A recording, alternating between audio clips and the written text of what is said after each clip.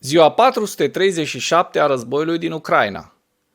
Ajunși în pragul extincției, lipsiți de vlagă, trupe și muniții, gruparea Wagner, prin Evgeni Prigojin, anunță predarea Bahmutului către gruparea cecenă Ahmat, condusă de Ramzan Kadyrov, pe 10 mai. Să fie oare serioasă declarația sau să fie doar o diversiune, o momeală? Păi, ia să vedem ce spun informațiile.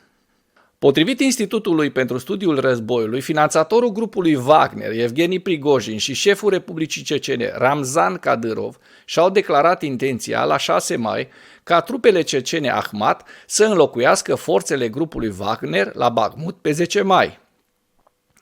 Prigojin a publicat o scrisoare către ministrul rus al apărării, Sergei Shoigu, pe 6 mai, declarând că Wagner își va preda pozițiile unităților Ahmat exact la miezul nopții, pe 10 mai, când Prigojin susține că Wagner va fi epuizat complet de potențialul de luptă. Prigojin și-a exprimat încrederea că forțele Ahmat pot captura restul de 2,5 km² de Bakhmut care rămân sub controlul ucrainean.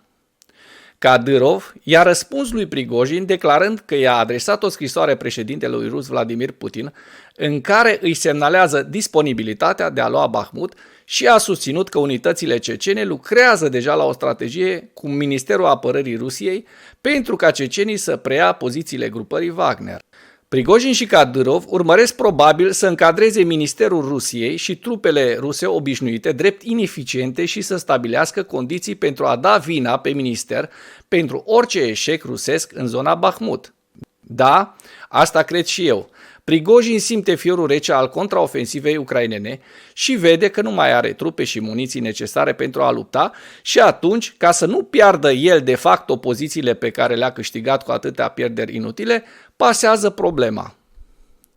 Decizia lui Prigojin de a preda responsabilitatea pentru Bakhmut forțelor unui coleg din grupul Siloviki, așa se numește gruparea de la Kremlin care conduce Rusia,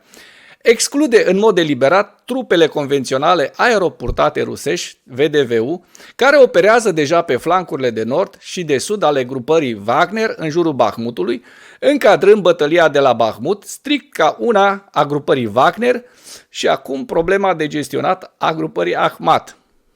Această decizie reflectă neîncrederea continuă a lui Prigojin față de comandamentul militar rus și se afirmă ca independent de organizația militară rusă, lucru care îi permite să-și salveze fața dacă forțele Wagner nu pot captura Bakhmutul și să evite repetarea situației cu ocazia capturării Soledarului, unde Ministerul Rus al Apărării și-a asumat meritele pentru ceea ce Prigojin a pretins că a fost un succes Wagner. Kadyrov, la rândul său, ar putea beneficia de efectul pozitiv reputațional al intrării într-o operațiune atât de importantă cu sprijinul notorietății personale a lui Prigojin, iar Kadyrov s-a întâlnit recent cu mai mulți oficiali ruși de rang înalt care ar putea să îi îmbunătățească propria reputație în cercurile politice rusești. Trecerea de la trupele Wagner la trupele Ahmat ar putea de asemenea să stabilească condiții pentru a învinovăți Ministerul Rus al Apărării pentru eșecurile viitoare, dacă forțele Ahmat întâmpină dificultăți similare precum Wagner și nu pot să captureze complet Bakhmutul, iar Prigojin și Kadyrov ar putea învinovăți în mod fezabil Ministerul Rus pentru că nu le-au sprijinit în mod adecvat eforturile.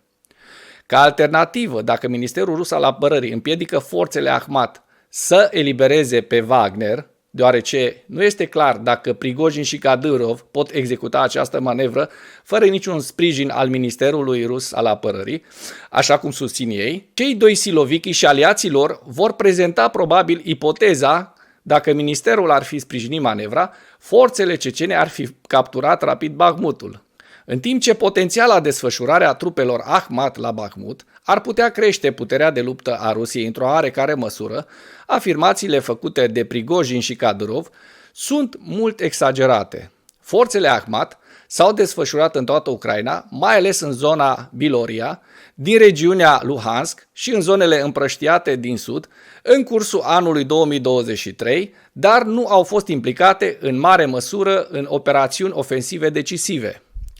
Forțele cecene care s-ar desfășura în Bakhmut sunt, prin urmare, probabil substanțial mai proaspete și mai puțin degradate decât forțele Wagner, care au rămas pe front luni de zile. Cu toate acestea, Sugestia lui Kadyrov că Ahmat va putea avansa rapid și că va ocupa Bahmutul în câteva ore este o bravadă tipic Kadyrov și ignoră situația tactică de pe terenul din Bahmut. În plus, sugestia lui Prigojin că Wagner își va pierde potențialul de luptă exact la miezul nopții de 10 mai este un punct retoric ales pentru a evita retragerea înainte de ziua victoriei pe 9 mai a forțelor de luptă, pentru că forțele de luptă nu își epuizează brusc toate capacitățile de luptă într-o anumită clipă. Ministerul rus al apărării nu a răspuns încă la înțelegerea lui Prigojin cu Kadyrov cu privire la Bakhmut și este probabil să fi fost surprins de declarațiile acestora. Institutul pentru Studiul Războiului evaluează că armata rusă vrea să prioritizeze procesele de logistică și de susținere pentru a trece la operațiuni defensive în majoritatea zonelor de teatru de operațiuni înainte de contraofensiva ucraineană așteptată, iar concentrarea lui Prigojin asupra Bakhmutului poate fi în contradicție cu schimbarea priorităților Ministerului Apărării rus. Forțele ruse probabil nu au rezerve pe care le-ar putea angaja în Bakhmut, în cazul în care capacitatea Wagner de a susține operațiunile în oraș s-ar prăbuși complet, așa cum susține Prigojin. Ministerul Rusiei continuă să susțină că forțele aeroportate ruse, VDV, apără flancurile din jurul Bakhmutului, iar institutul nu a observat elementele VDV care contribuie direct la ofensiva Wagner în interiorul orașului. Armata rusă intenționează probabil ca aceste elemente VDV să stabilizeze marginea mai largă a Bakhmutului, având în vedere eficiența de luptă din ce în ce mai degradată a Wagner în zonă, iar forțele ruse este puțin probabil să angajeze aceste elemente într-o fază finală a luptei de uzură la Bakhmut, înaintea operațiunilor de contraofensivă ucrainene așteptate. Capturarea ultimei secțiuni rămase din Bakhmut nu oferă beneficii operaționale mai largi și ar oferi doar beneficii informaționale limitate pentru Kremlin.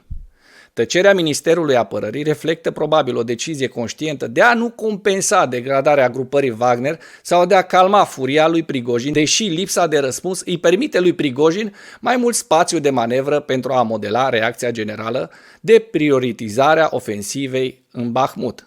În ceea ce urmează vă prezint un slide cu hărțile oferite de Institutul pentru Studiul Războiului cu schimbările din fronturile din Ucraina pe 6 mai.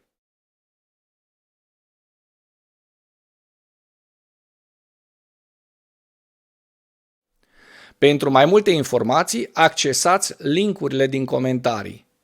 Mulțumesc pentru vizionare. Dacă vrei să susții acest canal, abonează-te la Animatura.